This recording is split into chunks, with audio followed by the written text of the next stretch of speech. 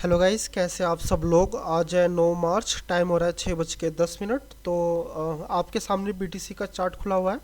अगर मैं यहाँ पर इसके टाइमलाइन की बात करूँ तो ये है 15 मिनट के टाइमलाइन पर आप यह चार्ट देख रहे हैं।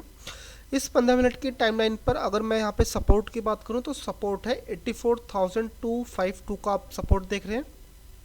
और अगर मैं यहाँ पर एक माइनर रेजिस्टेंस की बात करूँ तो वो है 85,026 का आपको यहाँ पर एक माइनर रेजिस्टेंस दिख रहा है। क्योंकि अगर मैं यहाँ पर ऊपर की तरफ की बाइंग की बात करूँ तो मैं इसमें इंटरेस्टेड नहीं हूँ कि मार्केट ऊपर की तरफ आएगा। मुझे यहाँ पर ऐसा लगता है कि मार्केट यहाँ पे इस तरह की कुछ स्पाइक दे करके ये नीचे की तरफ ही आना चाहिए। ठीक है, तो फिर चलिए आइए अब इसको 5 मिनट की कैंडल पे देखते हैं, क्योंकि ट्रेड तो हमें 5 मिनट की कैंडल पे ही लेना होता है।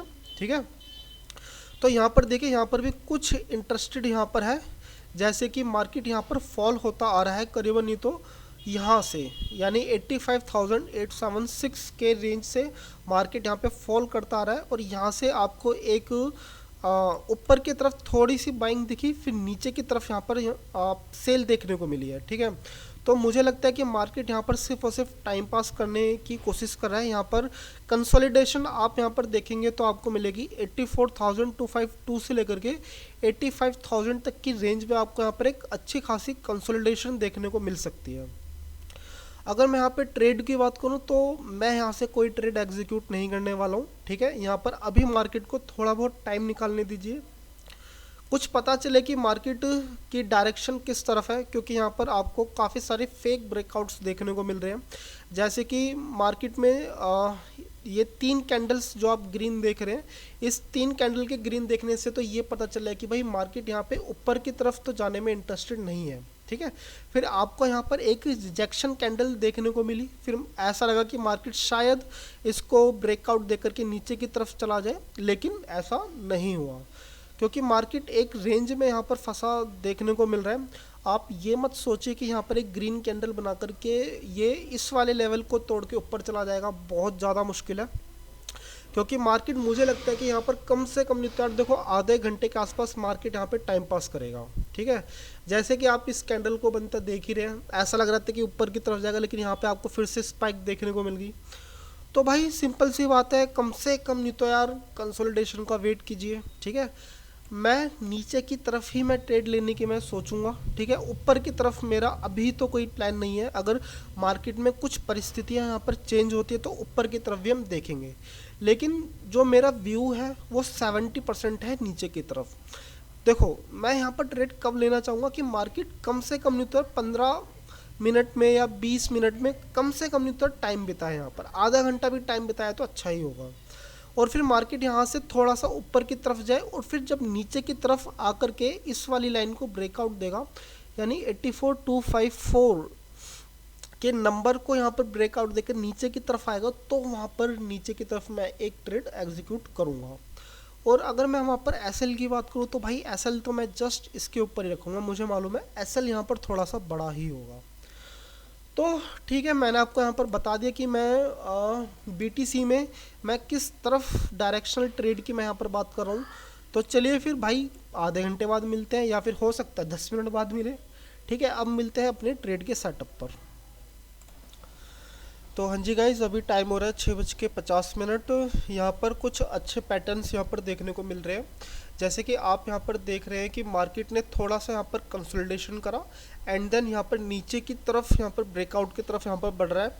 लेकिन मैं आपको यहाँ पर बता दूँ कि हमेशा जो सपोर्ट पर कभी भी हमेशा बाय या सेल तो नहीं करना चाहिए। ठीक है, तो मैं यहाँ पर अभी बाय या सेल मैं नहीं करने वाला हूँ। करीबन नहीं तो एक कैंडल बने और 84,252 के इसको ब्रेक डाउन कर दे। ठीक है, तो मैं इसके ऊपर मैं ट्रेड लूँगा। लेकिन मुझे यहाँ पर ना एसएल लंबा रखना पड़ेगा, कम से कम नहीं तो यार मुझे एसएल यहाँ पर रखना पड़ेगा 84,691 पर। ठीक है, तो फिर चलिए देखते हैं कि कब हमें यहाँ पर एक ब्रेकआउट देखने को मिलता है। जैसे ही ब्रेकआउट देखने को मिलेगा तो मैं यहाँ पर एक ट्रेड एग्जीक्यूट ज़रूर करूँगा। ठीक है, लेकिन ये है कि यार एसएल के लिए भी ना लंबा बैठना पड़ेगा इसमें। तो फिर चलिए फिर ट्रेड पे मिलते हैं। तो हाँ जी गाइस, अभी टाइम हो रहा है 7:04। तो अभी यहाँ पर कुछ चीज़ें देखने को मिल रही है, तो मैं आपको कुछ चीज़ें एक्सप्लेन करता हूँ। तो देखो, जैसे कि मैंने आपको कहा था कि मैं इस वाले पॉइंट पे तो मैं चीज़ें नहीं सेल करने वाला हूँ, क्योंकि देखो हमेशा ना जब भी आप सपोर्ट पर बैठे रहते हैं, तो सपोर्ट पर ना कभी भी आप सेल की तरफ मत जाइए। पहले आपको ना थोड़ा सा मार्केट को ऊपर जाने दीजिए, क्योंकि यहाँ से ना बाउंस बैक आना बहुत ज़रूरी है। जब बाउंस बैक आता है और फिर उसके बाद जब एक नीचे की डिप की तरफ एक कैंडल बनती है, तो इससे पता चलता है कि भाई मार्केट नीचे की तरफ जाने के लिए पूरी तरह से रेडी है। तो देखो, अब मैं इस वाली कैंडल में कब ट्रेड लूँगा कि मार्केट ना यहाँ से थोड़ा सा ऊपर की तरफ जाए, यहाँ से एक ना स्पाइक बनाए। अगर यहाँ से स्पाइक बनती है और फिर स्पाइक बना करके नीचे की तरफ जाता है, तो फिर यहाँ पे ट्रेड लेने में भाई मज़ा आने वाला है। तो अगर यहाँ पे देखो, दूसरा तरीका क्या है, अगर यहाँ पे स्पाइक नहीं बनती है और ये वाली कैंडल 84,252 यानी इस वाली लाइन को क्रॉस करते हुए चली जाती, फिर मैं यहाँ से एक एंट्री ले लूँगा। लेकिन मज़ा, कॉन्फिडेंस यहाँ पर तब ज़्यादा बिल्डअप होगा कि यहाँ पर ऊपर की तरफ एक कैंडल जाए, फिर स्पाइक बनाए और फिर यहाँ पे नीचे की तरफ जाए।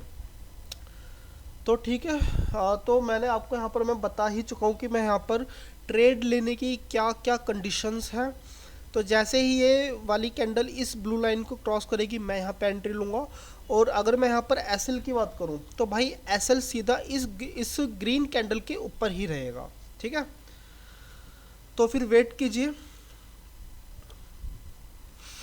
शायद, ठीक है, थोड़ा सा इंतज़ार करते कि ये कैंडल कब इस ब्लू लाइन के इसको क्रॉस करेगी।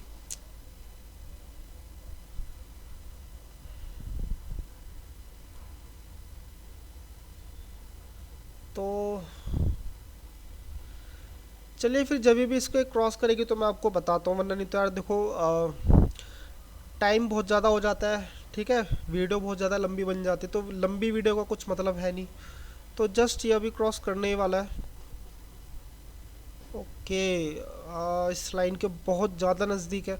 देखो, सबसे बड़ी दिक्कत क्या है, सबसे बड़ी दिक्कत ये कि सपोर्ट पे ना हमेशा ही यहाँ पर आपको बाइंग देखने को मिलती है। ठीक है, तो अगर मैं यहाँ से एक ट्रेड एग्जीक्यूट करूँगा ना, तो मुझे यहाँ पर लंबा ही मुझे एसएल रखना पड़ेगा, कोई दूसरा चांस है नहीं।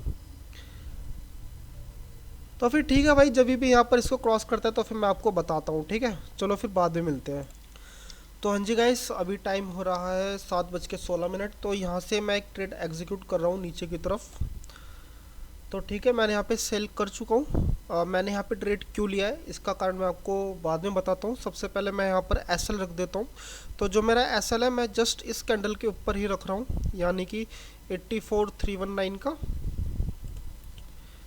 ओके, 84,319 का यहाँ पर मैं एसएल रख चुका हूँ। ये एसएल है करीबन 1.1% का। ठीक है, तो यहाँ पर मैंने एक ट्रेड नीचे की तरफ लिया क्यों है, ठीक है, इसका मैं आपको बता देता हूँ। देखो, मैं यहाँ पर इंतज़ार कर रहा था कि कब ये सपोर्ट ब्रेक हो। ठीक है, और जैसे ये सपोर्ट ब्रेक हुआ, देखो यहाँ पर एक सबसे बड़ी प्रॉब्लम क्या है कि यहाँ पे जो कैंडल्स है वो काफ़ी छोटी छोटी बन रही है। ठीक है, इन छोटी छोटी कैंडल्स का मतलब क्या रहता है कि जो सेलर्स है वो यहाँ पर काफ़ी वीक है।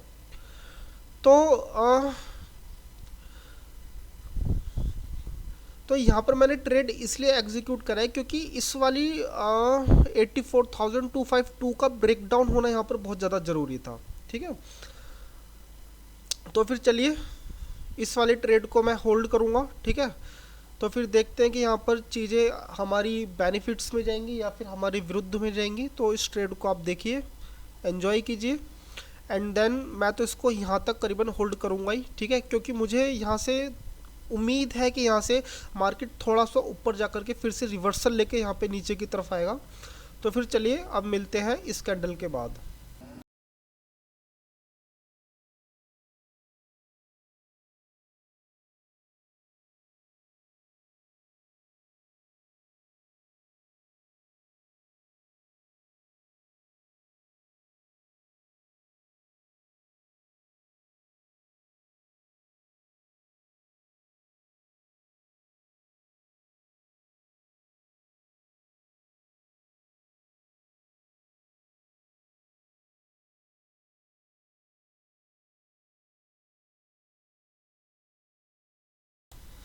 तो हाँ जी गाइस, टाइम हो रहा है 7:20। आप यहाँ पर देख ही रहे कि कैंडल बहुत अच्छी बन चुकी है। यहाँ पर नीचे की तरफ काफ़ी अच्छा खासा डेप्थ यहाँ पर देखने को मिल चुकी है। तो अगर मैं यहाँ पर कहूँ प्रॉफिटेबिलिटी की, तो भाई बहुत अच्छा प्रॉफिटेबल यहाँ पर आपको देखने को मिल रहा है। प्रॉफिट मिल रहा है करीबन $1400 के आसपास का। तो यहाँ से अगर मैं यहाँ से निकलने का प्लान बताऊँ, तो जैसे ही ये कैंडल क्लोज होगी, मैं यहाँ से जो भी डॉलर मिलेंगे मैं वो लेकर के निकल जाऊंगा। अब आप यहाँ से मुझसे कह सकते हैं कि भाई आप यहाँ पे ट्रेल क्यों नहीं कर रहे हो, ठीक है, क्या पता है इसके नीचे की भी कैंडल अच्छी खासी बने। तो भाई देखो, होता ऐसा है कि जब भी एक ना स्ट्रॉन्ग मारीबुजू कैंडल बनती है, अभी तो खैर इस कैंडल में भी बहुत टाइम है, 3 मिनट है। अगर ये काफ़ी स्ट्रॉन्ग मारीबुजू कैंडल में क्लोजिंग देती है ना, फिर इसकी जो नेक्स्ट कैंडल होगी उसमें हो सकता है कि ना ऊपर की तरफ काफ़ी अच्छी खासी बाइंग देखने को मिले। अगर मैं अपने एक्सपीरियंस की बात करूं, तो भाई जितनी मैंने अगर 1000 ट्रेड ली है, तो एक मारीबुजू कैंडल के बाद ना आपको हमेशा एक स्पाइक ऊपर की तरफ देखने को मिलती है। यानी कि जो आपका जो प्रॉफिट है, ठीक है, वो अगर आप उस मारीबुजू के बाद नहीं निकलते हो, तो आपको अपना करीबन 50% प्रॉफिट भी आपको लूज करना पड़ सकता है, ठीक है। तो मैं अपने एग्जिट की बात करूं, तो भाई मैं 2.5 मिनट बाद निकल जाऊंगा, जो भी मेरे को प्रॉफिट यहाँ पे मिलेगा। तो अगर मैं इस प्रॉफिट की बात करूं, तो भाई मैं तो अभी बहुत ज़्यादा खुश हूं, ठीक है। तो ठीक है, कहीं यहाँ से रिवर्सल ना आ जाए, तो कम से कम नहीं तो देखो $600 तो मैं यहाँ से लेके निकलूंगा ही, मतलब $549। भाई देखो काफ़ी अच्छी खासी स्ट्रॉन्ग कैंडल यहाँ पे बन रही है, ठीक है। अब जरा सोचो यार कि इतनी अच्छी खासी मारीबुजू कैंडल बन रही है, और आप इसके बाद भी सोचो कि भाई इस कैंडल के ऑफ होने के बावजूद भी आप बैठे रहोगे, तो इसमें भाई ये तो ग्रीड है, देखो ये तो लालच है, ठीक है। आपको अच्छा खासा प्रॉफिटेबिलिटी आपको मिल रही है, प्रॉफिट में बैठे हो, निकल जाओ। मैं कहता हूँ अगर आप गलती से भी अगर आपने एक मारीबुजू की शुरुआत में बैठ चुके हो ना, और एक पूरे स्ट्रांगली एक मारीबुजू क्लोजिंग दे रही है, ठीक है, तो वहाँ से उस पैसे को लेके निकल जाओ। क्योंकि आप देखना कि ऐसा देखो, ऐसा भी हो सकता है कि ये मारीबुजू के साथ क्लोजिंग दे और फिर से एक और कैंडल इसी की तरह मारीबुजू बन जाए, ऐसा हो सकता है। लेकिन चांसेस कितने भाई, चांसेस है ये मान के चलो 100 में से 10% चांसेस ऐसे हो सकते हैं, ठीक है। बाकी के 90% चांस क्या कि यहाँ से एक स्ट्रॉन्ग एक बाइंग आ सकती है ऊपर की तरफ। तो ठीक है, अभी इस कैंडल की क्लोजिंग के लिए 1.5 मिनट बचा हुआ है। तो देख लो भाई, 1.5 मिनट में जो भी पैसा मिलता है मैं तो वो लेके निकल जाऊंगा। और इसके बाद भी अगर कैंडल और भी ज़्यादा नीचे की तरफ बनती है ना भाई, मुझे कोई लेना देना नहीं है, ठीक है, मुझे कोई अफसोस नहीं होने वाला। मैं इस टाइम अभी बहुत ज़्यादा खुश हूँ कि भाई मैं स्टार्टिंग में ही मैं एक मारीबुजू के इस मारीबुजू के ऊपर ही मैंने एक एंट्री ली है। चलिए, टाइम कितना बचा है, 1 मिनट 10 सेकेंड है, ठीक है। अगर ऊपर की तरफ स्पाइक ना आए तो ज़्यादा अच्छा यार, थोड़े अच्छे खासे पैसे मिल जाएंगे। इस तरह की मारीबुजू में ना सबसे बड़ी प्रॉब्लम ही ये रहती है कि इसमें स्पाइक बहुत तेज बनते हैं यार, ठीक है। ठीक है, प्रॉफिट है 2727 का। अभी टाइम है 40 सेकंड के आसपास की क्लोजिंग है इसकी। चलो भाई, यहाँ पर क्लोजिंग देने वाली है यार, यही दिक्कत है, ये जो मुझे पता है ना, मारीबुजू जब बनते तो आ, एक बड़ी कैंडल बनती तो यहाँ पे एक स्पाइक भी आपको देखने को मिलता है, ठीक है। 22 सेकंड बचे हैं। चलिए भाई, निकलने का टाइम यहाँ पे आ चुका है। ओके,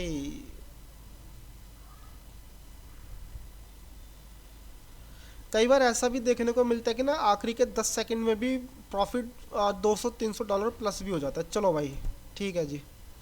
यहाँ पे अगर प्रॉफिट की बात करें जब भाई, $2400 के आसपास प्रॉफिट हमें यहाँ पर मिला है, ठीक है। तो वीडियो आपको भाई कैसी लगी, आप मुझे कमेंट करके बताइए। तो आज के तो दिन भाई ट्रेड में तो मज़ा ही आ गया। चलिए फिर मिलते हैं नेक्स्ट डे।